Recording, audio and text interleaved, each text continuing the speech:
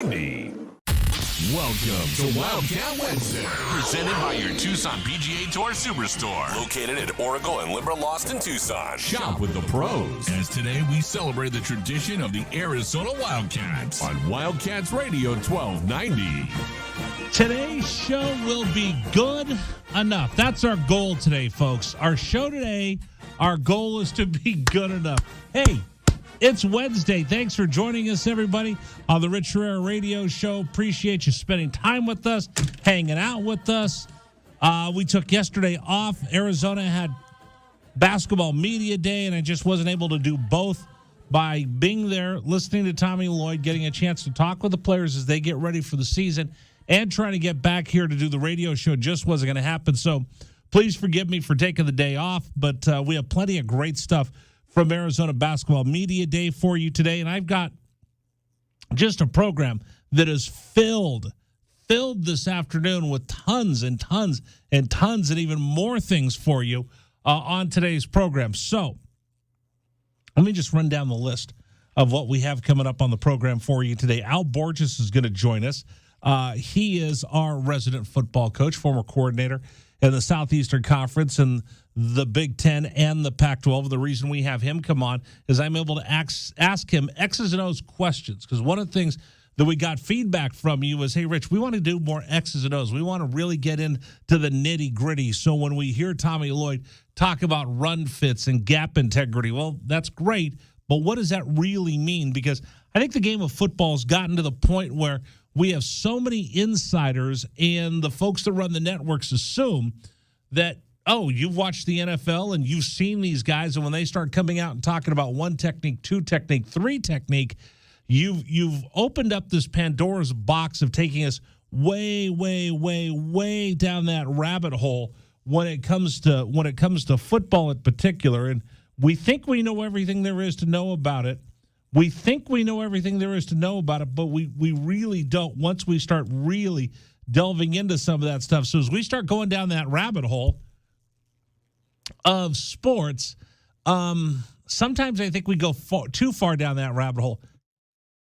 When we start just running and saying, okay, well, let me explain what gap fit and run fit and all the rest of this, and we start just going down here.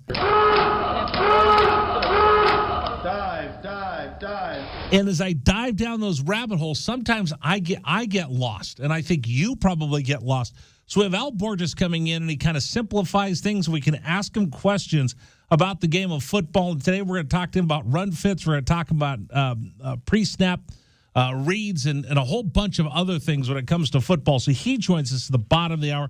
You don't want to miss that. Dave Hickey normally comes on with us on Tuesday. We weren't on the air yesterday, so we'll have Dave Hickey's interview coming up for you at 4 o'clock today. Then it's Wildcat Wednesday, where we celebrate everyone around the University of Arizona, not just football, not just men's basketball, not just women's basketball.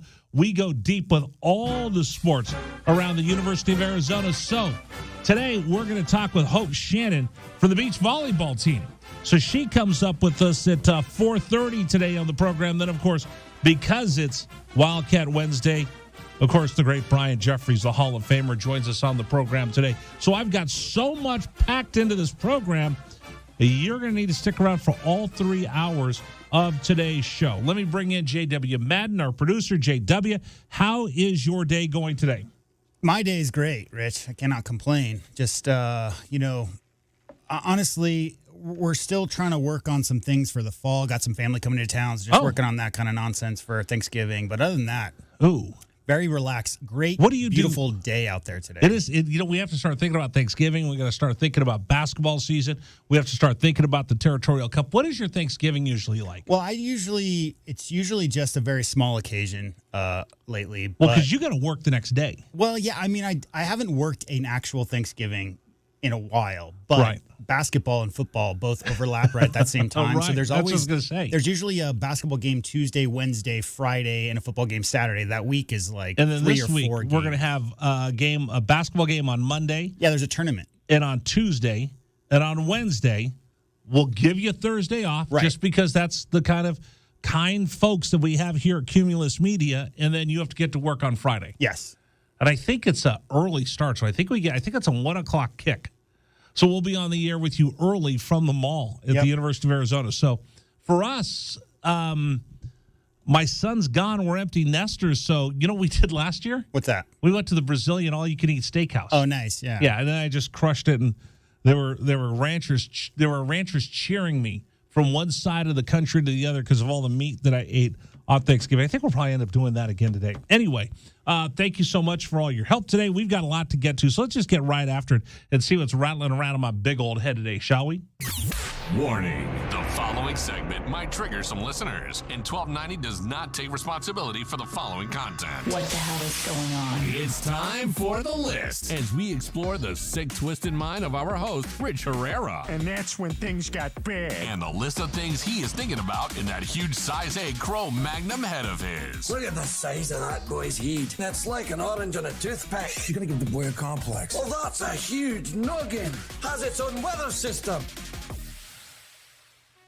All right, let's get after it. Here's what's rattling around in my big old head today, because yesterday I went to Arizona Basketball Media Day. Now, last week, was it a week ago, 2 weeks ago, the Red-Blue game. I asked Tommy, what's the message to the team? Here's what Tommy said. Kick ass. I mean, that's what we're going to do. I love it. What are we going to do, Tommy? Kick ass. I mean, that's what we're going to do. Yeah, that's exactly what they're going to do. But we got a chance to go a little bit deeper with the Arizona basketball team yesterday, and I asked him the question during the press conference, compare and contrast last year's version of the Wildcats to this year's version of the Arizona Wildcats. Can you compare and contrast last year's squad versus this year's squad in athleticism and ability to play fast? I mean, man, I'm a now and next guy, so it's hard for me. I don't know. I mean, a lot of it's I don't know. I mean, we're going to try to play fast. I mean, I that's how I like to play, and that's how I think it's the most advantageous for us. Obviously we lost some high-end players, but, those were really talented guys. But, I think sometimes we focus on the talent we saw at the end as opposed to the talent we saw at the beginning of the season. And I was talking to Pella about that. I mean, and I've talked to other people. I mean, where I'll give, Dalen and Christian and Ben a lot of credit is, they got better and they took coaching and we gave them tips or ideas to get better. They embraced them and then if I got on them because I didn't think they were doing it, they were okay with it. So those guys put themselves in position to get better because they listened and they really worked hard. So, I mean, I think a lot of, what we're going to see from this team is going to come down to that as well. And will guys individually get better? Will they take the coaching? I mean, I guess it's a wait and see. It is a wait and see. So around the country, not many people are giving the Cats any respect. They didn't give them respect last year before the season started, so that's good. Please, Andy Cats, don't put them in your top 30. ESPN, don't drop them in there. The other day, Joe Lenardi, who has the way too early brackets, has Arizona as a number 5 seed. Last year a 1, this year a 5. Are you kidding me? All right, fine, I'll take it. Because we don't know what the Arizona Wildcats are going to be. We know that Umar Ballo's going to get bigger, stronger, and he's going to have a bigger role on this squad from last year. Here is Tommy Lloyd when I asked him about Umar's development. Well, on Umar, on his development, where's he improved the most, offensive, defensively, and what role do you expect him to play now with Christian Cuoco on in the league? Well, I mean, you basically asked for a lot of things there. I think Umar's going to have a good year. I think he's going to be a big impact at both ends of the floor. I think the biggest area I would say his growth is just his belief in himself and in his work ethic to continue to fortify that belief has been impressive. So, I hope he has a good year. He deserves to have a good year. Now he's got to go out and make it happen. And, I think he's just gotten a lot better playing on balance and, and getting his simple shots to go to the basket as opposed to, falling away from the basket a little bit, just a lot of little technique things there. But I'm excited for him. I mean, the kid will always have a special place in my heart. And I hope he gets what he wants out of basketball. Great quote from Tommy Lloyd there. So we know that you're going to have Umar down in the low post. We know that you're going to have Azuolas Tubelis. We know that you're going to have Pella Larson with the bigger role. You know that Azuolas Tubelis is going to have a bigger role. And then all the newcomers are coming along. We already talked to Courtney Ramey. I love that kid. We got a chance to watch him yesterday. I shouldn't say kid because he's a grown man. He's a senior. Been doing it in the Big 12 at Texas for a long time. Watched him yesterday at practice, and I love the fact that he took some leadership. When guys were standing there, he was the one out there yelling. He was out there bringing up the energy. I love that for a newcomer. We're going to have a lot of interviews with a lot of the new players that are joining the team. We'll have some with Pella Larson as well. We'll have those for you coming up before we get ready for the first game of the season. But I will tell you this, Arizona basketball is going to be a work in progress. I don't know what the ceiling for the Wildcats are. I know that I love the coaching staff they put together. I know that I watched them work yesterday, and they work hard, and they really get after it. We were able to watch the first part of practice.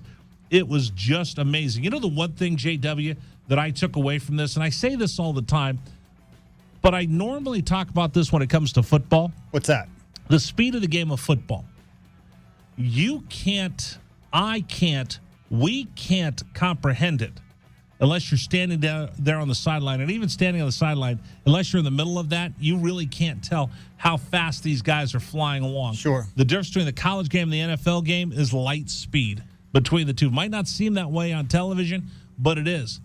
Yesterday, I stood there right on the baseline, right in the corner during practice, and I was taking some pictures and shooting some video.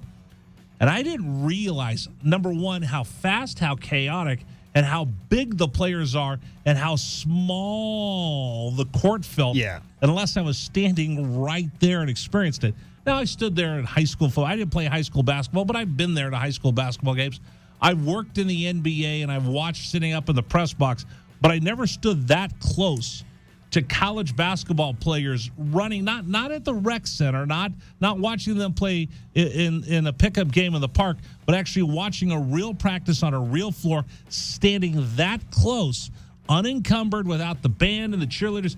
It was something to behold. Yeah, well, going back to what Coach said about Dalen Terry and Ballo last year, and at the start of last season, they may not have been ready for big minutes, some of the guys, but by the end of the season, they had been working, they understood the system. What you just described is what I always tell people about college basketball that don't really get it. The two things that high school players and international players struggle with the most is what's a good shot and how to stay in front of somebody. Because the quickness and the size of these people at this level is, like you said, shockingly fast and violent at times. And so those times in maybe a different division where you would have had a shot, your shot was open, that shot's now blocked. If you don't make your decision within a split second or react as opposed to thinking about what you're supposed to do, then those windows close up so fast, right? So the idea of faster, quicker, stronger, bigger, guys at this level, especially high Division I, the biggest adjustment that a lot of the newcomers are going to make, not transfers who are seniors, but a lot of the newcomers, is just to how fast and big and athletic everybody is. Bingo. You said it right there. So we'll talk a lot about basketball as we get ready for that first game of the season. Arizona's got a date with UW coming up this weekend. The defense has to stop the Huskies, or Jed Fish is going to have to just turn this thing out and turn it into a shootout, track meet, whatever you want to know. University of Washington, before, it was simple. When they had Jimmy Lake, he actually came out with a cap that said, "Run the dang ball." It said run the damn ball, but you know what I mean. Run the dang ball. Well, they've opened up their offense just a little bit more under their new coach, Kalen DeBoer. But they will still move the ball up and down the field. Their defense, not so good. So what's going to happen with the University of Arizona? Here's a couple things I could tell you that I figured out halfway through the season, and I'll see what you think because I want to get your calls about this. At 520-848-1290, the defense needs more dudes. That's just simple. That's pretty much something that we could say right now. The schemes, the adjustments, they're trying, but Arizona just needs more defensive dudes. Here's cut 26. No, I got to make sure they understand their assignments and things like that. And, the best guys going to play, and the best guys is going to play in this program. You can't just put guys in there. You got to earn your spots. That's the thing. So that was Johnny Nansen saying there's a couple guys that haven't played that played a little bit. And he goes, dude, you got to earn your spot. You got to earn your time over here. And they're looking, and it's wide open. You want to earn your spot? Giddy up. Get in there. You'll get an opportunity to play if you go out there and earn your spot. One guy that's earned his spot is Jacob Manu, who's now moving into a starting linebacker position. Here's more on Jacob. Making plays at practice. You know, he was showing up on a scout team making plays, and every time I watched practice, he's all over the place. So that's the difference, you know, and he had a knack for the football, you know. So he'll move into the starting role. They're doing everything they can to get the Wildcats going the right position defensively. We're going to talk a lot about how a defense works and some of the things that we've seen out there. Jed Fish also talked about it. Let's just be candid. One great recruiting class doesn't make a football team. Here's Jed Fish talking about recruiting. Offensive linemen, defensive linemen, or just linemen in general, I would say finding big is hard. You have to find big. I think creating big once they get here is not very easy to do. So you need to find the body types, both up on the offensive line and defensive line, guys in the trenches that are built a certain way in high school. Like Big Jonah, you know, Big Jonah is Big Jonah, and that body type that he came out of high school gives us the best chance to have an elite offensive lineman. Jordan Morgan, very similar to that. On the defensive side, the Jacob Kangaikas, the Tai-Tais, those guys that are the young freshmen that are just built a certain way. Tai-Tai's a DN play at 260 pounds. Those are the guys that you can continue to build because you not only need size, but you need flexibility, wiggle, athleticism that go along with it. So it's always going to be a big challenge. I really like all of our young O-line and D-linemen, and I think that we have an outstanding group that wants to come in here and help us immediately. So, yeah, absolutely. Great recruiting class. They need to back it up and stack those recruiting classes on top of each other. I thought it was interesting. Kelvin Efon said this when we had the game against Mississippi State on the air here, and he said, listen, in Mississippi State, they find kids that are naturally 280 pounds, and they build them up to be 300-pounders. Here, we find kids that are 260, and we build them up to be 280, 300, but it's a completely different body type. And we're starting to see that on the West Coast, and that's why there's certain schools that find those 300-pounders. They're scarce to find. And when you find them and then you build them up, they become monsters. If I find somebody who's not quite that big, doesn't have the frame, doesn't have the shoulders, the hips, doesn't have the bone structure, I can put that weight on him, but he's not going to be as natural an athlete at that size as someone who is naturally 300 pounds. And Rich, I'll tell you, as a native, I've heard that same spiel for 30 years. And the reason is there's some guys who've come out of Sal Point to go to Notre Dame, one or two. Right. Other than that, there really aren't linemen in Tucson, Rich Rivera. And so therefore, it's Phoenix, it's California, it's Texas. It doesn't matter why. What I'm saying is the University of Arizona doesn't have a backyard worth of D1 offensive or defensive linemen. Well, so that's a disadvantage to begin with. It's because of the density population. Sure. The density population that we have here is nowhere near what you have in these other bigger places where you can go find those kids because there's just more of them. And the average age here, there's a lot of retirees in the foothills. It's not necessarily a starting family type of situation. But regardless, the way it's been for so long is we need more bulk on the defensive line. We need more bulk on the offensive line. And it's always Texas and California. You talk about Texas and California every pregame. Right. You don't talk about Southern Arizona, do you? No. There's a couple guys might come out of Phoenix, obviously, every year because it's a much bigger pool of young people. But we're not talking about Las Cruces, New Mexico. We're not talking about... It's about inroads into Texas, inroads into Southern California, which clearly this coaching staff has done quite a good job. It's getting into San Diego. It's getting into the Trinity League. It's getting up to Kern County and Fresno and Bakersfield. Those are where we're going to find those bodies. So just something to think about as we start looking at some of the adjustments they're starting to make with the football team, and they're trying desperately to see if they can stop the run. All right, we'll talk more about that coming up with Al Borges at the bottom of the hour. Let's see, what else am I going to tell you? Oh, today's program is brought to you by our friends at San Tan Brewing and their Juicy Jack IPA. We'll learn more about Juicy Jack coming up here in just a minute. Al Borges joins us at the bottom of the hour. and Dave Hickey at the top there. I got so much going on here on Wildcats Radio 1290. Thank you very much for being part of this on a Wildcat Wednesday. We'll talk a little sand volleyball as well. Hope Shannon, you'll get a chance to meet an Arizona Wildcat of the program, and then Brian Jeffries, 5 o'clock, all right here on your home of Arizona football. This is Wildcats Radio 1290.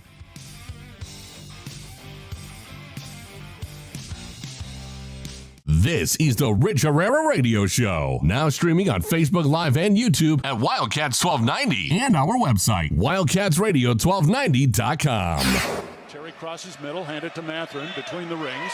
Over for Creasa. Checked by Campbell. High screen from Koloko. Creasa around it, drives right. Throw it for Koloko, who slams it down for 2. Lamb set. And the pitch to Susak, driven out towards right field. That is going to get down for a base hit and go all the way to the wall. Casagrande headed for third. They're going to wave him around. He's coming home, and the Wildcats have tied it up.